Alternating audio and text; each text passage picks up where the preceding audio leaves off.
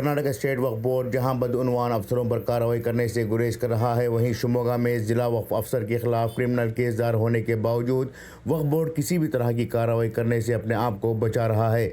शिमोगा वक्फ अफसर महताब सरवर के खिलाफ गुज़िश्ता दिनों मारपीट के मामले में कुमसी पुलिस थाने में मामला दर्ज हुआ था, जिसमें महताब सरवर मुलजिम नंबर 14 हैं और इनके खिलाफ दफ़ा 307 और 504 जैसे सेक्शन के मुताबिक केस दर्ज हुआ है। इस सिलसिले में अदालत में चार्जशीट भी दायर हुई है, लेकिन गज़ब की बात यह है कि वक्फ बोर्ड के CEO ने इस मामले से लाइल्म होने की बात कही। वक्फ बोर्ड के CEO से जब रोज़ामा आज के खिलाफ ने बात की तो उन्होंने बताया कि मुझे इस बारे में किसी भी तरह का इल्म नहीं है।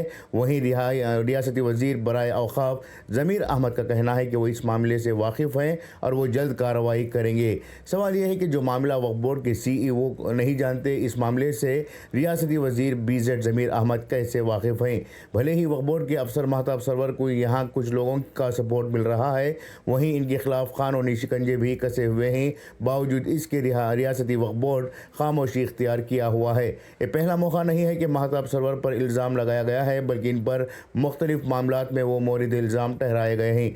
वक्फ के माने ही ईमानदारी और शफाफियत यानी ट्रांसपेरेंसी से जुड़े हुए हैं, लेकिन यहाँ पर ट्रांसपेरेंसी क्यों ज़ाहिर नहीं की जा रही है, ये सबसे बड़ा सवाल है।